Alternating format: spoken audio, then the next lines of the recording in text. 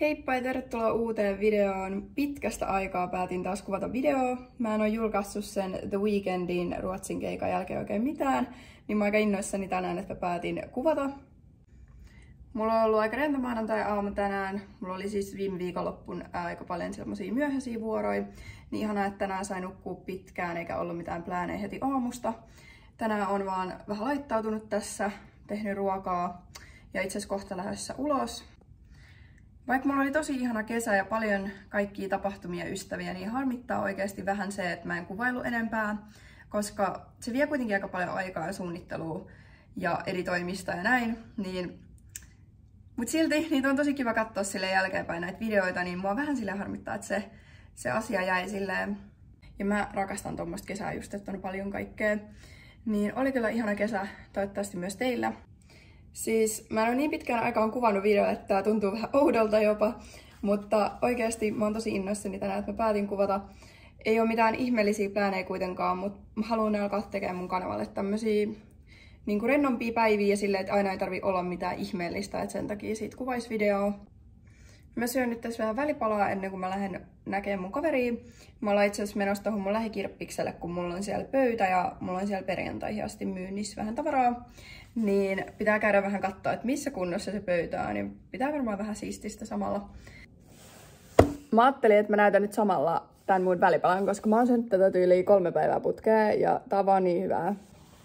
Mä tykkään meal prepata, koska se helpottaa niin paljon aamua ja varsinkin silleen, jos on kiire aamulla johonkin. Tää on se chia-siemen tuorepuuro, niin mä oon tehnyt nyt tämmöstä tuorepuuroa yön yli tuolla jääkaapissa.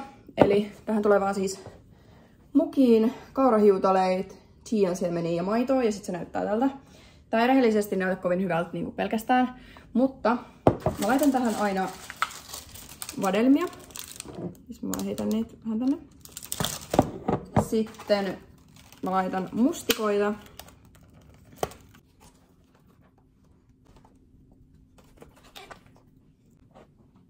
Ja tää idea lähti siis nyt siitä, että mä olin ostanut monta kuukautta sitten tämmösen maapähkinävoin. Ja mä en oikein syö tämmösiä. Niin sit mä mietin, että niinku, mihin mä voin käyttää tätä. Mulla tuli heti mieleen tää tuorepuuro, niin nyt mä oon sit syönyt monta päivää tämmöstä. Tää on oikeesti ihan superhyvää ja terveellistä tommonen puuro vielä. Mä vaan heitän tämmösen teelusikallisen tänne tätä maapähkinävoita.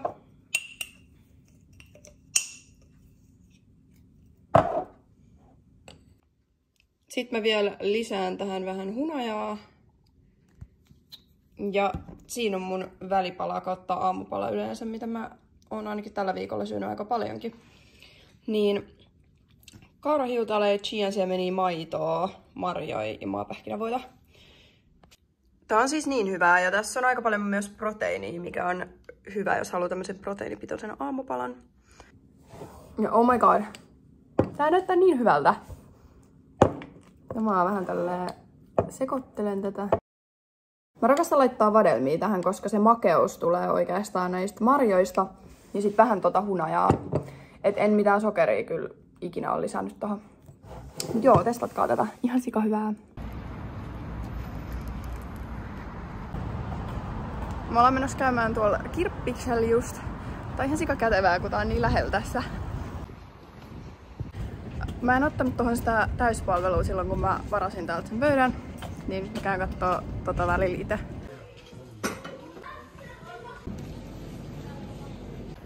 Kävin tuolla kirppikselle, ei mun pitänyt edes ostaa mitään.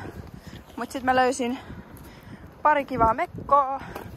Okei, ette ikinä arvaa mihin me ollaan menossa. Siis me just äsken päätettiin, että me mennään ottaa tatskat. Tää ei ollut niinku mitenkään kovin suunniteltua, niin ihan tälleen extempore. Mikä fiilis? Mä en edes oo ihan vielä varma, että mitä mä haluan. Bussimatka aikaa päättää, että mitä me halutaan ottaa, koska meillä alkaa siis noin ajat yli 20 minuutin päästä. Niin joo. Mulla on siis yksi tatska. Tuossa kyljessä semmonen pieni sydän. Mut Serafialle ei oo mitään tatskaa. Tää on siis Serafian eka tatska, minkä se ottaa. Ja ihan sika kiva, että mennään vielä tälleen extempore. Anna mennä. Kuvan prosessin.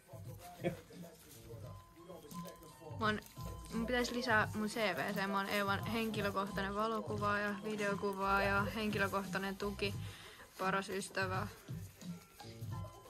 oudoin ihminen, kenet se tietää. Mitenköhän muuta? Onhan tosiaan.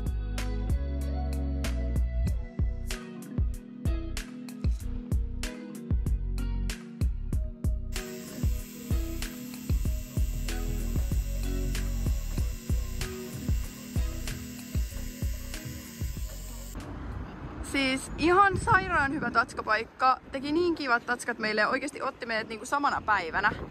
Siis ihan uskomaton. Oli niin hyvä kokemus oikeesti. Toi Teemu oli oikeesti niin kiva. Ihana kun se otti meidät silleen. Me soitettiin niinku samana päivänä. Me päästiin ottaa tatskat silleen ihan extempore. Ja tuli oikeesti niinku tosi hienot. Ja molemmilla jäi semmonen niinku niin hyvä fiilis vaan, että silleen todellakin vörtti. Ei tulla katumapäälle myöhemmin. Meitä vähän naurattaa tässä, koska Serafia puhuu aluksi, että se ottaa jonkun pienen peukalon kokoisen niinku tatskan, ehkä joku tommosen pienemmän. Ja sit se yhtäkkiä ottaakin 2 tatuointia silleen. Mutta tuli kyllä ihan sikahienot. Ai että. Siis sattui kyllä silleen vähän, mut ei niin paljon kuin mä ajattelin.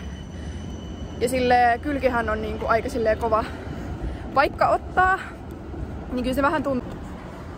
Mut mä oon oikeesti ihan sikaylpeä Serafiasta, koska eka tatska ja sä olit ihan silleen, että sua oikeesti sattuu niin paljon varmaan ja sä kiljut ja kaikkea. Niin chillisti siinä. Ei niinku liikkunut yhtään, ei mitään eleitä, vaan tyyli hymyilee siinä.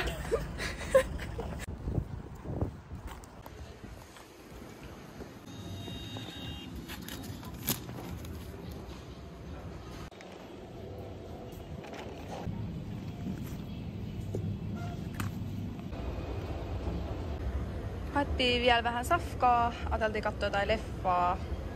Mä oon oikeesti ihan super ylpeä siitä, miten paikoilla me pysyttiin. Ja se työntekijäkin oli ihan silleen, että niinku aika jännää, että jos teitä niinku sattuu tai silleen, jos jännittää, niin sit silleen, että on noin paikoilla.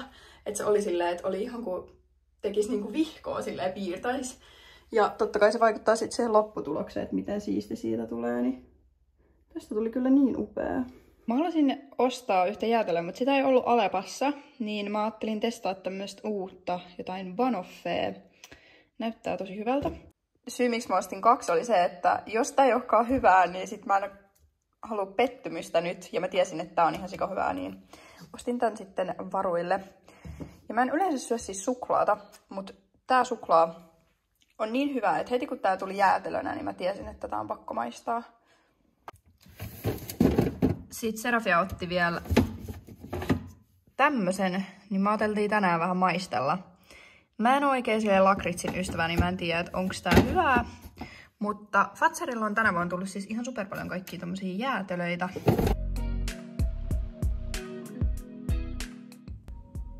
Kiitos, että katsoit tämän videon. Meillä oli tosi hauska maanantai ja en rehellisesti muista, että milloin olisin nauranut maanantaina noin paljon. Siis oikeasti oli ihan tosi hauska päivä. Aika extempore päivä, en ihan ajatella, että tommonen maanantais olisi tullut. Ja haluan kyllä ehdottomasti alkaa kuvailemaan nyt enemmän tänne mun kanavalle. Niin tilaa mun kanava, jos tykkäsit tästä ja nähdään ensi videossa.